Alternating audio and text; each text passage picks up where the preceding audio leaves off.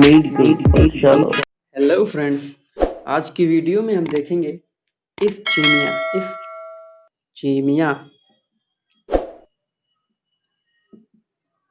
क्या होता है, क्या एटियोलॉजी होती है, क्या पैथोजेनेसिस होती है, पूरा। सबसे पहले हम इसको ब्रेक करेंगे। एस्क, यहाँ पर एस्क वर्ड है और साथ में ईमिया है। एस्क का मतलब होता है सप्रेशन। सप्रेशन का मतलब होता है कम कर देना, किसी चीज को दबा देना। ईमिया का मतलब ब्लड। तो क्या होगा? Suppression of blood. ब्लड के फ्लो का घट जाना चीमिया कहलाता है। इसको अगर हम एक डेफिनेशन बोल दें तो ये होगा reduced blood supply to a local area due to blockage of CKG, blockage of blood vessel यानी ब्लड सप्लाई का घट जाना किसी एक लोकल एरिया में। किस वजह से? ब्लड वेसल की ब्लॉकेज की वजह से। मान लिया ये ब्लड वेसल है, ये आगे सप्लाई कर रही है कहीं पर, इसकी ये ब्रांचेस हैं, मान लिया ये इधर जा रही है, इधर जा रही है, तो ये एक टिश्यू या ऑर्गन है, ये कुछ एक टिश्यू ऑर्गन है, यहाँ से ब्लड फ्लो कर रहा है।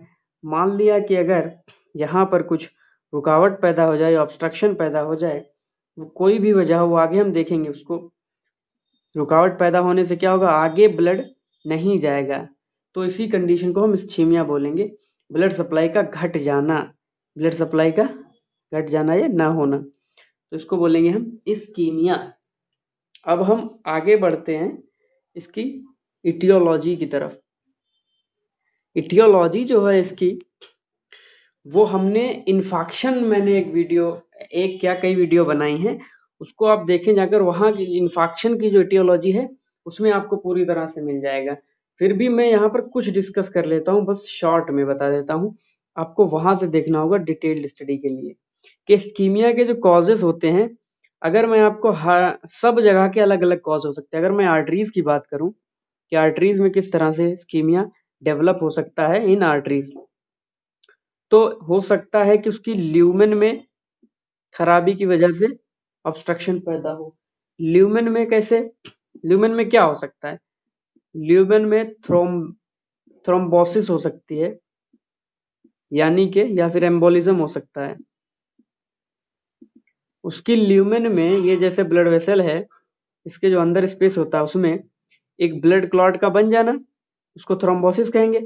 अगर यही ब्लड क्लॉट साथ में ब्लड के चलने लगे, आगे बढ़ने लगे, ये जो है यहाँ से यहाँ आ गया, फिर आगे चलने लगा, तो ये भी तो एक रुकावट पैदा करना ना, एक धक्का। ऐसा ब्लड को कुछ ज्यादा ताकत लगानी पड़ रही है और उतने एरिया में ब्लड उतनी स्पीड से फ्लो नहीं हो पा रहा है, तो ये भी एक रुकावट की वजह बनेगा।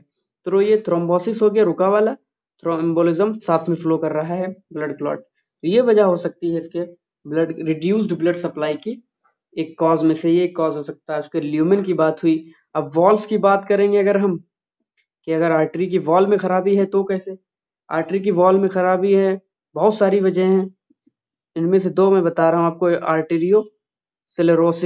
आर्टीरियोसेलेरोसिस क्या था कि जो आर्टरीज थी उनकी वॉल में, ये जो वॉल होती है इसकी, इसमें थिकनिंग और हार्डनेस हो जाए, जिसकी वजह से उसकी इलास्टिसिटी खत्म हो जाती थी। तो थिकनिंग हो जाएगी, मोटाई बढ़ जाएगी, तो ल्यूमेन भी घट जाएगा। ल्यूमेन जब घटेगा तो ब्लड सप्लाई, जो रिड्यूस्ड ब्लड फ्लाई हो जाएगा, वो कंडीशन डेवलप हो जाएगी आर्टीरियोस्क्लेरोसिस की वजह से। वेसोस्पाज्म अगर हो गया है, वेसोस्पाज्म क्या होता है कि कंस्ट्रक्शन हो जाए, कॉन्ट्रैक्शन हो जाए वेसल में। मान लिया ये ब्लड वेसल है, इसकी जो मसल है इसमें एक ऐसा कॉन्ट्रैक्शन पैदा हो जाए कि नीचे की तरफ कॉन्ट्रैक्ट हो जाए। कॉन्ट्रैक्ट होने में क्या होगा कि उसकी जो ल्यूमेन है वो छोटा हो जाएगा। तो किसी भी बीमारी की वजह से हुआ हो, तो ये इसकी वॉल्स में खराबी की वजह से इस्कीमिया डेवलप हो रहा है। और क्या हो सकता है? कुछ आउटसाइड प्रेशर की वजह से हो सकता है। मान लिया बाहर से कुछ ऐसा दबाव पड़ रहा है, आउटसाइड प्रेशर कह लें या मैकेनिकल प्रेशर कह लें। जैसे कि इसमें दो चीजें मैं देख रहा हूँ। एक है टॉर्निकेट। टॉर्निकेट आपने देखा होगा, हाथ में बांधा जाता है ब्लड निकालने के लिए। यानी कि आपकी बॉडी में कहीं पर कुछ ऐसा बंधा हुआ है, कुछ धागा बंधा हुआ है या कोई टॉर्निकेट ही बंधा है या कोई रस्सी बंधी है, उससे क्या होता है ब्लड फ्लो घटता है ना उसके आगे का। तो ये भी एक वजह हो सकती है।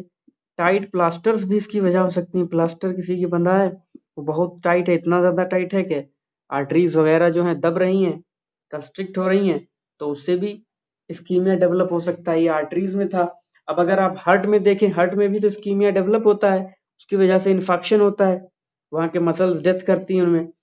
तो हार्ट में क्या होता है, हार्ट ब्लॉक की वजह से होता है, हार्ट ब्लॉक की वजह से होगा, या फिर हो सकता है कार्डियक अरेस्ट की वजह से हो जाए, सही से उसका पंपिंग ना हो जितना नॉर्मल हो, फाइब्रिलेशन हो जाए। फाइब्रिलेशन बहुत तेजी, इतना तेज हार्ट जो है कॉन्ट्रैक्ट होने लगे कि उसका जो ब्लड उसके अंदर जो अमाउंट जो हो वो पूरा बाहर जा ही ना पाए, इतना तेज हो जाए कि वो जो वॉल्यूम जाना चाहिए बाहर, पंप आउट होना चाहिए ओटा के थ्रू, वो जा ही ना पाए। तो उससे भी आगे जो जिन ऑर्गन्स को ब्लड चाहिए होगा उतना मिल नहीं पा रहा, तो इस्कीमिया की कंडीशन डेवलप हो गई। इसी को हम बोल देंगे रिड्यूस्ड सप्लाई हो रही है, वही इस्कीमिया की कंडीशन हो गई। इसको पूरी तरह से डिटेल में स्टडी करने के लिए इस इन्फेक्शन टॉपिक को आप अच्छे से देख लीजिएगा। अब मैं इसकी पैथोजेनेसिस की तरफ जा रहा हूं, ये यहाँ पर पूरी तरह से पढ़ाऊंगा कि पैथोजेनेसिस की तरफ हम जब बढ़े तो दो तरह की सेल इंजरी इसके नतीजे में हो सकती है, रिवर्सिबल और इरिवर्सिबल। इस्कीमिया के नतीजे में या तो सेल इंजरी तो होना तय है, लेकिन वो रिवर्सिबल होगी या इरिवर्सिबल, वो इस बात पे डिपेंड करेगी कि इसका जो ड्यूरेशन है वो कितने देर का है। अगर शॉर्ट ड्यूरेशन है, शॉर्ट ड्यूरेशन है, ठीक है, कुछ ही देर का है, और मॉडरेट इंजरी है,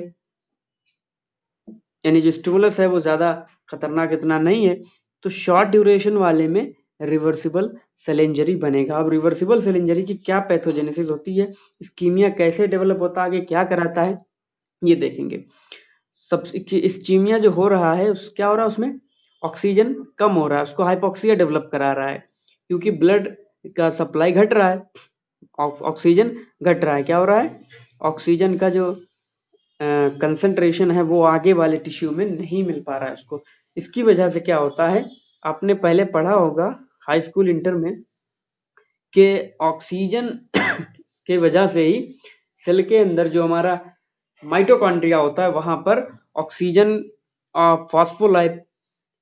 फॉस्फोराइलेशन होता है, वहां पर एटीपी का जनरेशन होता है, ऑक्सीजन से मिलकर के एटीपी बनता था, ग्लूकोज और ऑक्सीजन ऑक्सीडेशन होता था, फिर क्या बनता था, एटीपी का फॉर्मेशन होता था। तो ये वहां पर हो रहा है, लेकिन जब ऑक्सीजन का सप्लाई ही घट गया तो क्या एटीपी बन पाएगा, नहीं बनेगा।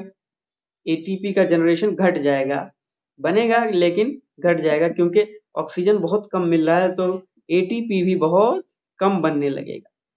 एटीपी कम बनने लगेगा।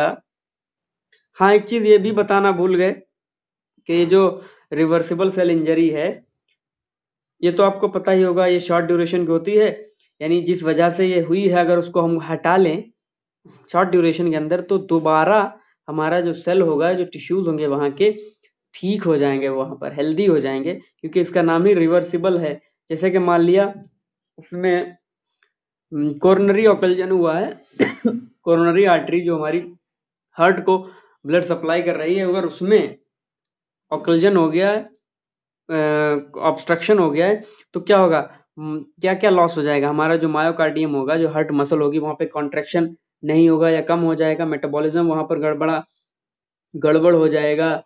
तो ये सब चीजें कब हो गई, अगर यही ऑब्स्ट्रक्शन हटा दें, जो रुकावट हो रही है कोरोनरी आर्टरी में, उसको इतनी जल्दी ठीक कर दिया जाए या वो गायब हो जाए, तो फिर दोबारा से ब्लड सप्लाई वहां पे नॉर्मल होगा। ब्लड सप्लाई नॉर्मल होने से ऑक्सीजन सप्लाई नॉर्मल मिल जाएगा, फिर से वहां पर वो काम चालू हो जाएगा, इसीलिए इसको हम रिवर्सिबल सेल इंजरी कहते हैं। अब अपने पहले पॉइंट में ये पढ़ा कि एटीपी का जो जनरेशन है वो घट जाएगा, ये समझ में आ गया होगा कि ऑक्सीजन की जरूरत पड़ती है एटीपी के बनने के लिए, वो माइटोकॉन्ड्रिया में बनता है। चलो एटीपी घट गया, एक नंबर में ये हुआ। अब हम आगे बढ़ते हैं। अब क्या होगा, वहां पे जब ऑक्सीजन नहीं होगा, तो आपने पढ़ा होगा जब ऑक्सीजन नहीं होता तो सेल अपना काम चलाने के लिए एनएरोबिक कंडीशन डेवलप कराता है, वहां पर एनारोबिक रेस्पिरेशन कराता है। तो एनारोबिक रेस्पिरेशन में क्या होता है, लैक्टिक एसिड बनने लगता है, लैक्टिक एसिड बनता है और वहां पे ऑक्सीजन के बिना ही बनता है और एटीपी बहुत कम ही मात्रा में बन पाता है। तो लैक्टिक एसिड बार बार बनता रहेगा, एक्यूमुलेशन होगा उसका, वहां पर एसिडोसिस पैदा हो जाएगी। क्या होगा, पीएच का जो नंबर है, सॉरी पीएच का जो अमाउंट है वो बहुत घट जाएगा, पीएच वैल्यू जो है घटी हुई मिलेगी, क्योंकि लैक्टिक एसिड डिपॉजिट हो रहा है, ये एसिड है, तो वहां पर एसिडिटी बढ़ जाती है सेल के अंदर। एसिडिटी बढ़ जाने की वजह से ये क्या करेगा, न्यूक्लियर को यानी न्यूक्लियस को क्लम्पिंग होने लगेगी, वहां पर जो न्यूक्लियर मेम्ब्रेन के अंदर जो हमारे मटेरियल है, जो क्रोमैटिन नेटवर्क है, वो सब क्लम्प करने लगेगा, आपस में मिलने लगेगा और वो क्लम्पिंग हो जाएगी। दूसरे पॉइंट में ये हुआ कि लैक्टिक एसिडोसिस शुरू हो जाएगी, ऑक्सीजन की कमी की वजह से ये सब हो रहा है। अब तीसरी चीज हम ये देखते हैं कि जब एटीपी नहीं बना, एटीपी क्या होता है, इसमें फॉस्फोलाइपेज होता है, तो अगर एटीपी नहीं बनेगा तो क्या होगा, प्लाज्मा मेम्ब्रेन के जो पंप्स होते हैं वो डैमेज होने लगेंगे, क्योंकि प्लाज्मा मेम्ब्रेन में जो पंप लगे हैं उनको जरूरत होती है एटीपी की, एटीपी नहीं मिल रहा है, क्योंकि एटीपी इसका रिपेयर कराता है, मेम्ब्रेन में जो रिपेयरमेंट होता है वो एटीपी काम ये अंजाम देता है। जब ये नहीं होगा तो क्या होगा, प्लाज्मा मेम्ब्रेन के पंप डैमेज होने लगेंगे, फेल होने लगेंगे, क्योंकि इसको लगातार जरूरत होती है एटीपी की। ये जो मेम्ब्रेन है वो फॉस्फोलिपिड्स की बनी हुई होती है, आपने पढ़ा होगा कि लिपिड बाइलेयर होती है मेम्ब्रेन के ऊपर, उसमें फॉस्फोलिपिड्स होता है, कुछ प्रोटीन होता है, कुछ कार्बोहाइड्रेट हिस्सा होता है, तो फॉस्फोलिपिड एक बहुत बड़ा हिस्सा होता है। जब एटीपी नहीं मिलेगा, रिपेयर नहीं मिलेगा, रिपेयर नहीं हो पाएगा, एटीपी नहीं होगा तो टूट फूट बढ़ती चली जाएगी, तो डैमेज होगा वहां के पंप में, पंप जो वहां के डैमेज होने लगेंगे। पंप क्या करते हैं, सोडियम को बाहर निकालते हैं, पोटेशियम को अंदर डालते हैं, यही काम करते रहते हैं। तो तीसरी चीज ये होगी, प्लाज्मा मेम्ब्रेन के पंप डैमेज होंगे, प्लाज्मा मेम्ब्रेन भी डैमेज होने लगेगी, क्योंकि एटीपी घटने से ही ये सब हो रहा है। एटीपी रिपेयर कराते हैं, क्योंकि एटीपी में होता है फॉस्फोलिपिड, फॉस्फोलिपिड से मिलकर बनता है प्लाज्मा मेम्ब्रेन। चौथी चीज जो है वो है, क्या हो जाएगा, प्रोटीन सिंथेसिस भी घटेगी। ये क्यों घट रही है, वो इसलिए घटती है क्योंकि अब जब प्लाज्मा मेम्ब्रेन डैमेज होने लगेगा तो एंडोप्लाज्म ये सेल के अंदर क्या होगा, एक्यूमुलेशन होगा वाटर का, ठीक है, इसकी वजह से एंडोप्लाज्मिक रेटिकुलम और गोल्जी अपैरेटस क्या करेंगे, स्वेल करने लगेंगे, इनके अंदर फ्लूइड का एक्यूमुलेशन होगा एंडोप्लाज्मिक रेटिकुलम गोल्जी अपैरेटस में। तो एंडोप्लाज्मिक रेटिकुलम जो होता है इसके ऊपर क्या होते हैं, राइबोसोम्स चिपके हुए होते हैं, तो राइबोसोम्स काम करते हैं जब इसके ऊपर ही मौजूद होते हैं। आपने पढ़ा होगा कि जो रफ एंडोप्लाज्मिक रेटिकुलम होती है वही प्रोटीन सिंथेसिस करती है, लेकिन क्या होगा, स्वेलिंग की वजह से जो राइबोसोम्स होंगे वो यहाँ से डिटैच हो जाएंगे, यहाँ से अलग हो जाएंगे, ये जो है यहाँ से ये हट जाएंगे, ये अलग साइटोप्लाज्म में तैरने लगेंगे, तो अपना काम ये नहीं कर पाएंगे, प्रोटीन सिंथेसिस घट जाएगी।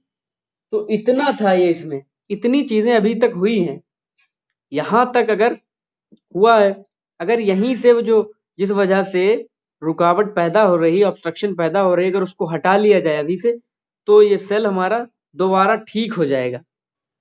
अब हम इरिवर्सिबल सेल इंजरी की तरफ मूव करेंगे। ये कौन सी सेल इंजरी चल रही, इस्कीमिक हाइपोक्सिक सेल इंजरी है, यानी इस्कीमिया की वजह से हाइपोक्सिया हुआ, फिर वहां पर सेल इंजरी हुई।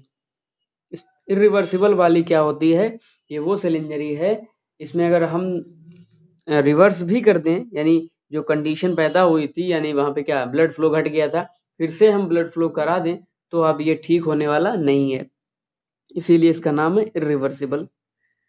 पहले क्या होता है, क्या क्या स्टेप्स फॉलो होते हैं पैथोजेनेसिस में इसके, जैसे ही इस सेल के अंदर, टिश्यूज के अंदर एटीपी की कमी होती है, एटीपी की कमी होती है, तो वहां पर क्या होगा, माइटोकॉन्ड्रिया की वजह से एटीपी, हाँ ऑक्सीजन नहीं जा रहा तो एटीपी नहीं बन रहे, तो फॉस्फोलाइपेज की कमी हो रही थी, फॉस्फोलिपिड्स नहीं बन पा रहे थे।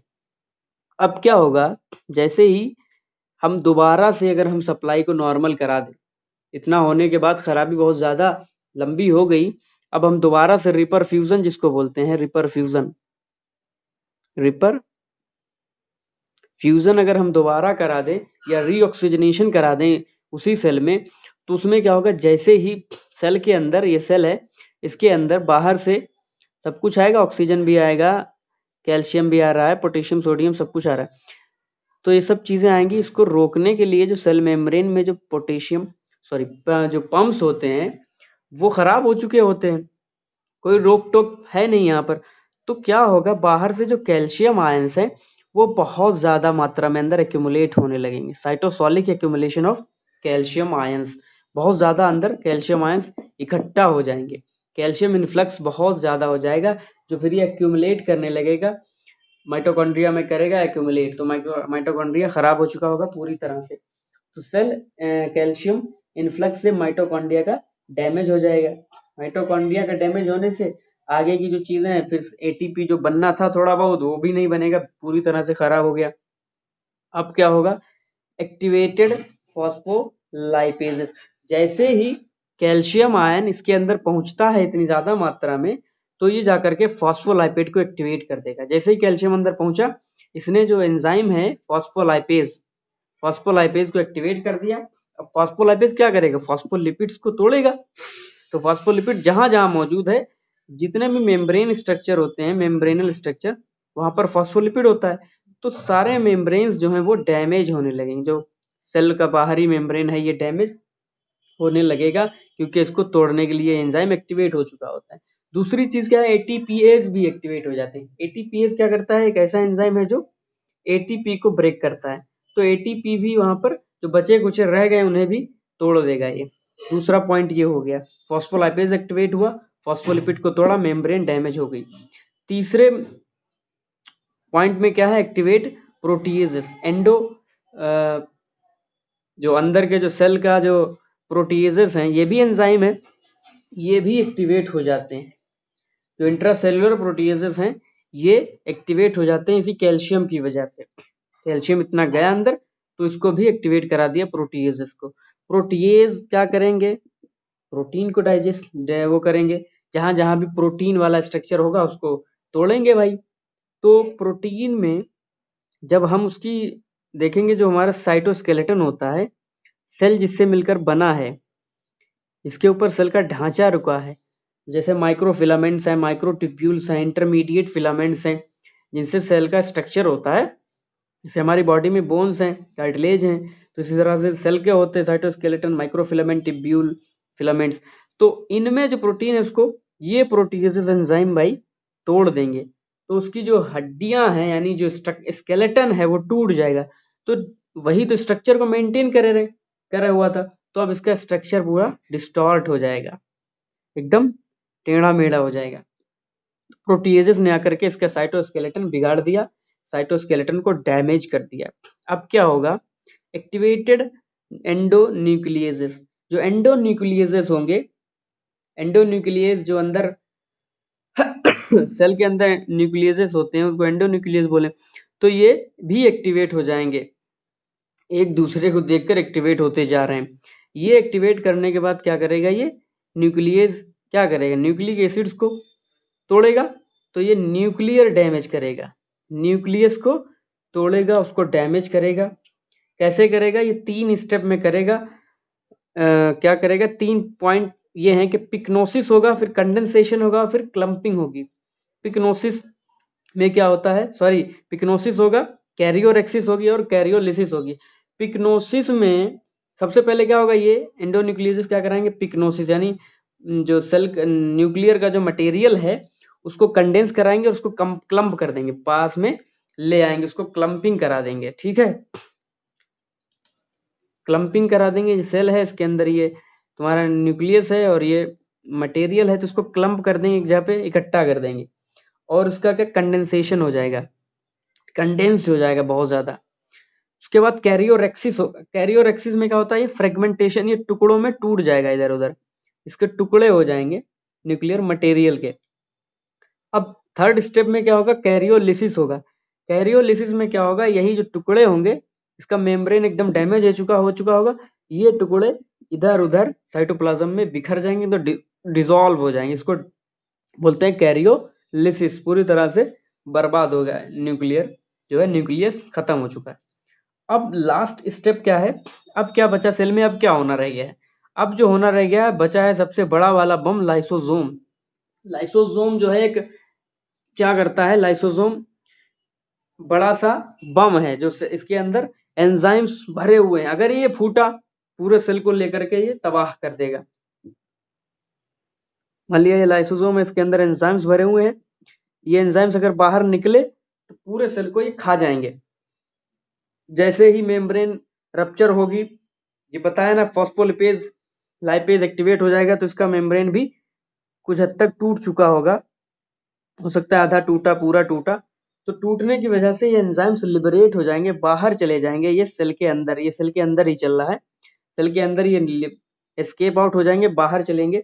और इसकी वजह से क्या होगा, ये एक्टिवेटेड, अच्छा ये एंजाइम्स बाहर आने के बाद एक्टिवेटेड हो जाएंगे। एक्टिवेट ऐसे नहीं होते हैं क्योंकि यहाँ पर पीएच घटा हुआ है बहुत ज्यादा, एसिड लैक्टिक एसिडोसिस हुआ था, अभी हमने पढ़ा था, ठीक है। लैक्टिक एसिडोसिस होता है क्योंकि एनारोबिक रिएक्शन चलेगा अपना जब तक चलाएगा, तो पीएच घटा हुआ है, ऑक्सीजन भी घटा हुआ है, तो इन दो चीजों के घटने की वजह से ये एंजाइम्स एक्टिवेट हो जाएंगे। इन एंजाइम्स के एक्टिवेशन होने के साथ इनका काम क्या होता है कि सेल को खा जाना। सेल के कंपोनेंट्स जो भी हैं, जैसे मान लिया राइबोसोम है, एंडोप्लाज्मिक रेटिकुलम है, गोल्जी अपैरेटस है और माइटोकॉन्ड्रिया है, इन सबको ये जो एंजाइम्स हैं आकर के धीरे धीरे खाने लगेंगे और इसको डिस्ट्रॉय करने लगेंगे। तो जब पूरी तरह से सेल के कंपोनेंट्स खा जाएंगे, कुछ बचेगा नहीं, तो क्या हो जाएगा, सेल डेथ हो जाएगी, कुछ रहा ही नहीं तो सेल डेथ ही कहेंगे उसको। तो यहाँ पर सेल की डेथ हो चुकी होगी। अब सेल डेथ होने के बाद का क्या मरहला है, ये होगा कि सेल डेथ के बाद अब होगा फैगोसाइटोसिस, माइक्रोफेजेस आएंगे और उसको खा लेंगे। तो अब क्या होगा, अभी भी इसमें कुछ चीजें ये बची हैं कि इसके जो एंजाइम्स हैं, जैसे सेल का जो मेम्ब्रेन है टूटा, इसके एंजाइम्स तो नहीं खत्म हुए ना, तो जो एंजाइम्स है वो लिबरेट आउट हो जाएंगे, ये जो ब्लड है इसमें बहने लगेंगे, प्लाज्मा के अंदर, सीरम के अंदर हमें मिलेंगे ये एंजाइम्स। इससे क्या मदद मिलती है, जब हम टेस्ट कराएंगे, जैसे कि आपने नाम सुना होगा SGOT SGPT टेस्ट कराया जाता है। तो जैसे कि अगर मान लिया किसी पेशेंट को MI का डायग्नोसिस कराना है, MI में कुछ टेस्ट करा देते हैं, जैसे कि SGOT उसमें भी देखा जाता है। वैसे SGOT SGPT लीवर के लिए बहुत ज्यादा यूज किया जाता है, अगर लीवर में कुछ इन्फ्लेमेशन या इन्फेक्शन, कुछ टूट फूट हो रही है, तो SGOT SGPT ये बढ़े हुए होते हैं। क्योंकि इंजरी होगी तो सेल टूट रहे हैं, सेल टूट रहे हैं तो वहां से एंजाइम्स लिबरेट हो रहे हैं, तो वो कहाँ आ रहे हैं, सीरम में आ रहे हैं। तो इसी तरह से अंदाजा लगा लेते हैं कि हाँ सीरम में ज्यादा बढ़ा है तो सेल टूट रहे हैं, तो सेल टूट रहे हैं यानी खराबी है, तो इन्फ्लेमेशन होगा, इन्फेक्शन होगा या और कोई बीमारी होगी। इसके नतीजे में SGOT है, LDH है, ये सारे एंजाइम्स हैं, और CKMB है, और एक है CTN यानी कार्डियक ट्रोपोनिन। ये इनका जो लेवल है वो सीरम का चेक कर लेंगे, अगर बहुत ज्यादा इनकी मात्रा बढ़ी है तो हम समझ जाएंगे जो मायोकार्डियम के जो सेल्स है वहां पर टूट फूट बहुत ज्यादा हो रही है, जो लिबरेशन उनका ज्यादा हो रहा है, इस्चीमिया जो मायोकार्डियल इन्फेक्शन है ये हो सकता है। तो ये रहा हमारा आज का जो है पूरा टॉपिक, खत्म हो गया इस्चीमिया। आप इसको दोबारा देख लें, वीडियो कई बार देखें, आपको अच्छी तरह से समझ में आ जाएगा। अगर कोई प्रॉब्लम हो तो आप कमेंट कीजिए, वीडियो को लाइक करें, शेयर करें, सब्सक्राइब करें चैनल को। Thank you.